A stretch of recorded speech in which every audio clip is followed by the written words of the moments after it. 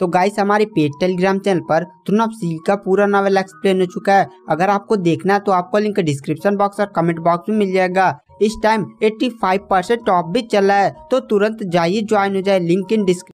तो एपिसोड की स्टार्टिंग में दिखाया जाता है कि जो कायर होती है उसने अपना डोमेन ऑफ प्यूरिफिकेशन जारी किया था, और डोमेन ऑफ प्यूरिफिकेशन के कारण वहां पर जो 10 स्केलेटन किंग थे वह काफ़ी ज़्यादा डर गए थे, क्योंकि कायर का डोमेन ऑफ प्यूरिफिकेशन उनकी आत्मा की आग को बुझा सकता था, जिसके कारण वह परमानेंटली मर सकते थे। इसीलिए वो लोग पीछे हट गए थे और लॉन्ग हाउचे ने उन्हें प्रस्ताव दिया था कि वह लोग हायू के इवोल्यूशन में इंटरफेयर ना करे। तब वहाँ पर नाइट ऑफ जजमेंट ने पूछा था कि आप पर हम कैसे विश्वास करें कि हायू अगर इवॉल्व हो जाएगा तो हमें नुकसान नहीं पहुँचाएगा।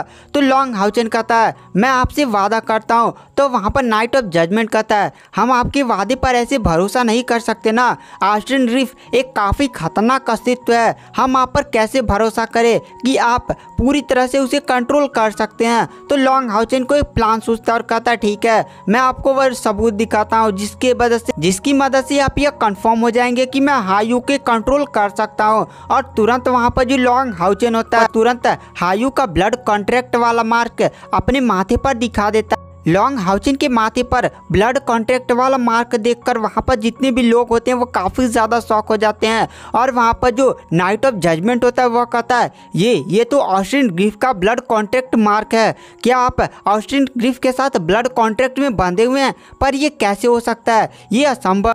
तभी लॉन्ग हाउचन नाइट ऑफ जजमेंट और बाकी स्केलेटन किंग से कहता है क्या आपको विश्वास हो गया कि मैं ऑस्टिन ग्रिफ को कंट्रोल कर सकता हूं और आप मेरे वादे पर भरोसा कर सकते हैं। वहां पर जो नाइट ऑफ जजमेंट होता है वह कहता है मुझे कुछ समय चाहिए अपने साथियों से विचार विमर्श करने के लिए। और तुरंत नाइट ऑफ जजमेंट अपने 10 किंग के साथ विचार करने लगता है और वो लोग कुछ डिसाइड करते हैं। उसके बाद नाइट ऑफ जजमेंट लॉन्ग हाउचन से कहता है ठीक है, हम हायू के इवोल्यूशन में कोई भी प्रॉब्लम नहीं लाएंगे, हम यहाँ से जा रहे हैं, आप अपना प्रॉमिस नहीं भूलिएगा। तो वहाँ पर लॉन्ग हाउचन कहता है ठीक है। उसके बाद जो नाइट ऑफ जजमेंट होता है वह 10 स्केलेटन किंग के साथ अपनी पूरी आर्मी लेकर उस गुफा से चला जाता है। उसके बाद लॉन्ग हाउचन अपना seal divine throne of eternity and creation अंदर रखता है। लॉन्ग हाउचन तुरंत जमीन पर गिर जाता है, क्योंकि इस बैटल में लॉन्ग हाउचन ने seal divine throne of eternity and creation का एकदम खतरनाक से खतरनाक पावर का उपयोग किया था, और उसकी स्पिरिचुअल एनर्जी भी बहुत ही ज़्यादा कम हो गई थी।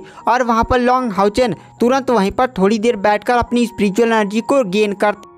तभी जो लॉन्ग हाउचन के पास डिवाइन यूनिकॉर्न द्वारा दिया गया स्टार होता है वो चमकने लगता है। डिवाइन यूनिकॉर्न अपनी स्पिरिचुअल एनर्जी लॉन्ग हाउचन की बॉडी में ट्रांसफर करने लगता है, जिसकी मदद से लॉन्ग हाउचन थोड़ी देर में रिकवर हो जाता है और उसकी इंजरीज भी हील हो जाती हैं। उसके बाद लॉन्ग हाउचन तुरंत कायर के पास जाता है।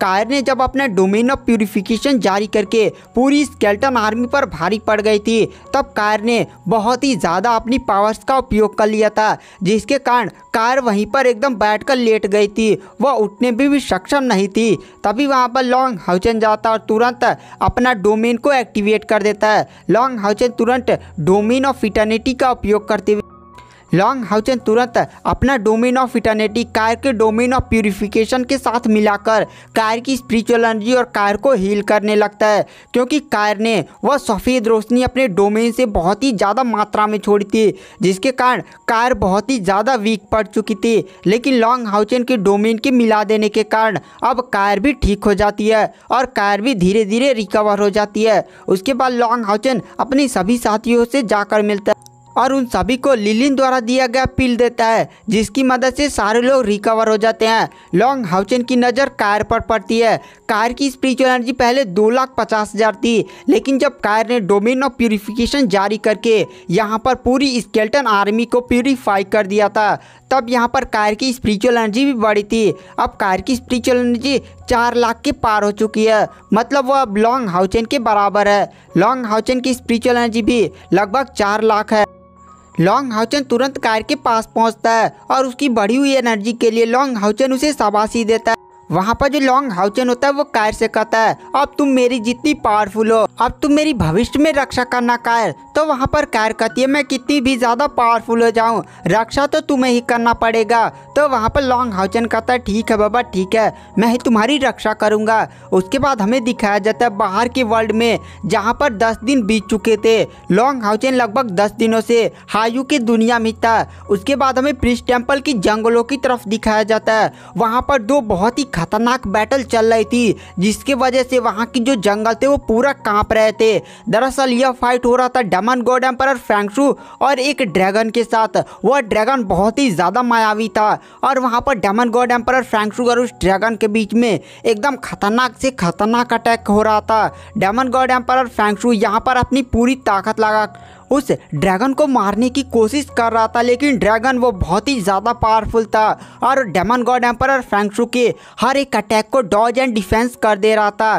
तभी वहाँ पर जो डेमन गॉड एम्परर फेंगशु होता है वह एक खतरनाक लाइट बीम सीधे उस ड्रैगन पर मारता है, लेकिन वह ड्रैगन उस अटैक को ख़त्म कर देता है। वह ड्रैगन कहता है इसका कोई भी उपयोग नहीं है। वहाँ पर डेमन गॉड एम्परर फेंगशु कहता है आज मैं तुम्हें मार कर ही रहूँगा। डेमन गॉड एम्परर फेंगशु अपना सबसे खतरनाक और सबसे पावरफुल अटैक तैयार करने लगता है। उसके चारों तरफ एक बहुत ही खतरनाक एनर्जी घूमने लगती है। यह डेमन गॉड एम्परर फेंगशु का सबसे लास्ट और सबसे पावरफुल अटैक था। डेमन गॉड एम्परर फेंगशु इस अटैक को सीधे उस ड्रैगन पर करता है। एक लाइट बीम जो बहुत ही ज़्यादा काली थी वह सीधे उस ड्रैगन की तरफ बढ़ती है। वह ड्रैगन अपने चारों तरफ एक मायावी शील्ड क्रिएट करता है, लेकिन डेमन गॉड एम्परर का यह अटैक इतना ज़्यादा पावरफुल था कि वह उस मायावी शील्ड को छेदते हुए उस ड्रैगन के जाकर सीने पर लगता है और जैसे उस सीने से वह लाइट टकराती है तुरंत उस ड्रैगन पर एक काला धब्बा बनने लगता है और वह धब्बा धीरे धीरे और वो जो काला धब्बा होता है वह धीरे धीरे उस ड्रैगन के पूरे सीने को आर पार करने लगता है और वह काला धब्बा पूरे शरीर में ही फैल रहा था। वह जो ड्रैगन होता है वह तुरंत जमीन पर गिर जाता है और शौक में डेमन गॉड एम्परर फेंगशु की तरफ देखते हुए कहता है क्या तुम वह लेवल हासिल कर चुके हो? तो डेमन गॉड एम्परर फेंगशु एकदम खांसते हुए कहता हाँ, तुम्हारी स्पिरिचुअल एनर्जी लगभग 9,90,000 के आसपास होगी, लेकिन मेरी स्पिरिचुअल एनर्जी पहले ही 1 मिलियन पार कर चुकी है। मैं इस दुनिया का नहीं हूँ।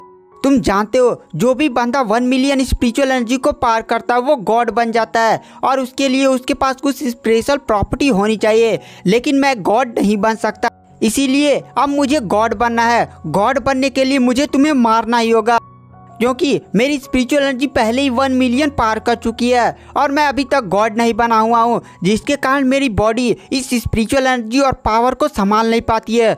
मुझे बहुत ही ज़्यादा पेन होता है। केवल वही बंदा इस स्पिरिचुअल एनर्जी को संभाल सकता है जो गॉड बन चुका है। अब तुम्हें मरना होगा। और वह थोड़ी देर में जो ड्रैगन होता है वह ज़मीन पर गिर जाता है, उसकी आंखें बंद होने लगती है और वह ड्रैगन मरने से पहले बोलता है प्रकृति की देवी मुझे माफ़ कर दीजिए, मैंने अपना सर्वश्रेष्ठ दिया लेकिन मैं आपके सपनों की मंदिर की रक्षा नहीं कर पाया। और यह बोलने के बाद उस ड्रैगन पर वह काला मार्च पूरा फैल जाता है और धीरे धीरे वह ड्रैगन धुआं बनकर गायब हो जाता है। डेमन गॉड एम्परर फेंगशु तुरंत ज़मीन पर जा गिरता है और तुरंत वो इतना ज़्यादा कमज़ोर हो चुका था कि अगर कोई इंसान वाला कल्टीवेटर उसे देख लेता तो पहले ही डेमन गॉड एम्परर फेंगशु को मार देता। इसीलिए डेमन गॉड एम्परर फेंगशु अपना डेमन पिलर भी लेकर नहीं आया था, क्योंकि अगर डेमन गॉड एम्परर फेंगशु अपना डेमन पिलर लेकर इस ड्रैगन का सामना करता तो कोई ना कोई पावरफुल डेमन हंट स्क्वाड उसे देख लेता और उसे मारने की कोशिश यहाँ पर जरूर करता।